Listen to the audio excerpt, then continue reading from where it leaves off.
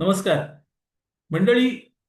महापालिका निवडणूक प्रचारादरम्यान चाटमगिरी दिसून आली. आता हीच चाटमगिरी दिसते. आता चाटम हा शब्द काय आहे हे मी वेगळं सांगायला हवं का? ठीक आहे, तरीही सांगून टाकतो. देवेंद्र फडणवीस यांनी महापालिका निवडणुकीच्या प्रचाराची धुरा ही साटम यांच्यावर सोपवली. साटम यांना मुंबई भाजपचं प्रमुख केलं आणि साटम हे तन मन अर्पून काम करत होते.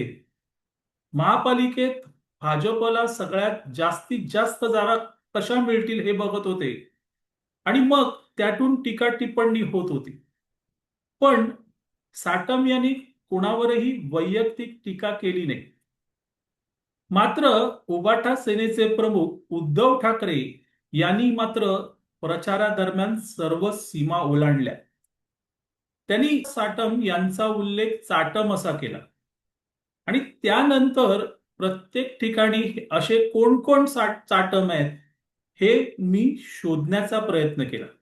त्यावेळेस मला सगळ्यात पहिला जो चाटम दिसला तो होता मराठी मीडिया.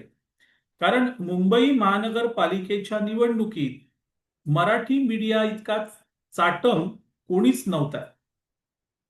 उद्धव ठाकरे, राज ठाकरे हे दोन बंधू एकत्र आल्यापासून या मराठी मीडियाची चाटमगिरी सुरू झाली. अर्थात ती चाटमगिरी या दोन बंधूंसाठी होती आणि असं वाटत होतं की या दोन बंधूंना याच मराठी मीडियाने एकत्र आणलं आणि ते खोटं नाही, खरंही आहे. त्यानंतर हे दोन बंधू जिंकतील कसे यासाठी चाटमगिरी सुरू झाली. मराठी मीडियाने अगदी तन मन धन अर्पून त्यासाठी काम केलं, पण झालं काय? मराठी मीडिया म्हणजे मराठी माणूस नव्हे, मराठी मीडिया म्हणजे महाराष्ट्र नव्हे हे या निवडणुकीत दिसून आलं आणि त्यांनी ठाकरे बँड नाकारला. भाजपला सगळ्यात जास्त म्हणजे 89 जागा मिळाल्या, शिंदेच्या शिवसेनेला 29 जागा मिळाल्या. अर्थात त्यांचा महापौर बसणार एवढं स्पष्ट आहे. पण हार मानेल तो मराठी मीडिया कसला? आता त्यांनी नवीन प्रयोग सुरू केला. आता कोणत्याही प्रकारे कसंही करून महापौर पद उद्धव ठाकरे आणि राज ठाकरे यांच्या पदरात टाकायचं असा तो पण होता. आणि त्या दृष्टीने मराठी मीडियाने जे प्रयत्न सध्या सुरू केले आहेत ती पण चाटमगिरी नाही का? तेही चाटम नाही का?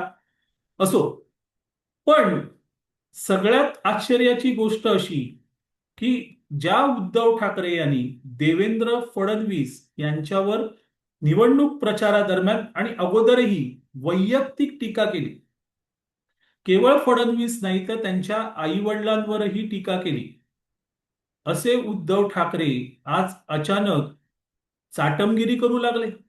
आणि कोणाची चाटमगिरी? तर खुद्द फडणवीस यांची.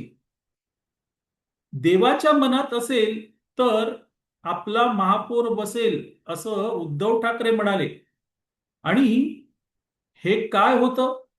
देवा म्हणजे कोण ते त्यांनी स्पष्ट केलं नाही. महाराष्ट्रात देवा एकच आणि तो म्हणजे देवेंद्र फडणवीस. आणि त्यामुळे उद्धव ठाकरे जेव्हा असं म्हणतात की देवाच्या मनात असेल तर आपला महापौर बसेल, तर त्याचा अर्थ स्पष्ट आहे की ही चाटमगिरी आहे. ही चाटमगिरी आहे. त्यानंतर एक दोन दिवसांपूर्वी एक बातमी आली की उद्धव ठाकरे आणि फडणवीस यांची एकांतात भेट झाली. आता ती बातमी खरी की खोटी माहित नाही, पण मराठी मीडियावर होती त्यामुळे ती खरी मानायला पाहिजे. आणि अशी जर बैठक झाली असेल तर ती फडणवीसांनी नक्कीच बोलावली नसेल. मग त्या बैठकीसाठी आग्रह कोणी धरला असू शकतो? तर तो उद्धव ठाकरे यांनी धरला असू शकतो. आणि अशा प्रकारे उद्धव ठाकरे स्वतः फडणवीसांसोबत बैठकीला गेले असतील तर त्याला चाटम म्हणायचं नाही तर काय म्हणायचं मित्रांनो? उद्धव ठाकरे इतकीच वैयक्तिक टीका उभाटाचे प्रवक्ते संजय राऊत यांनी केली. त्यांनीही भाजपचे नेते असतील, भाजप असेल यांच्यावर व्यक्तिगत टीका केली. आज तेच संजय राऊत काय बोलतायत बघा. हे ट्विट वाचा. या ट्विटमध्ये संजय राऊत म्हणतायत की पंतप्रधान नरेंद्र मोदी यांच्या नंतर परदेशात जर कोणाचं जबरदस्त स्वागत झालं असेल तर ते फडणवीस आहे. झुरिच येथे अ, ब- देवेंद्र फडणवीस यांचं जे स्वागत होत आहे ते अभूतपूर्व असं स्वागत आहे. आणि आता महानगरपालिका निवडणूक जिंकल्यानंतर फडणवीस तिथे जात आहेत, त्यांचं स्वागत होतंय. याचा अर्थ की देवेंद्र फडणवीस यांचा प्रवास हा सर्वोच्च पदासाठी म्हणजे पंतप्रधान पदासाठी सुरू झालेला दिसतोय.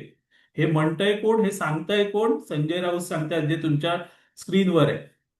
तर इतकी स्तुतीस्तुमने हे कोण उधळतंय? संजय राऊत उधळताय. मग याला काय म्हणायचं? हे चाटम नाही, ही चाटमगिरी नाही.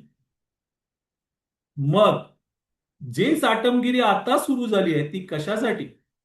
महापौर पदासाठी. अशा वेळेस उद्धव ठाकरे यांनी किमान याचा तरी विचार करावा की निवडणूक प्रचारादरम्यान आपण कोणाला चाटम बोललो आणि आज चाटमगिरी कोण करतंय. असो मंडळी, तुर्तास इथे थांबतो. मी आबा माळकर आपली रजा घेतो. आपल्याला हा व्हिडिओ आवडला तर लाईक करा, शेअर करा, लक्षवेधला सबस्क्राईब करा. धन्यवाद.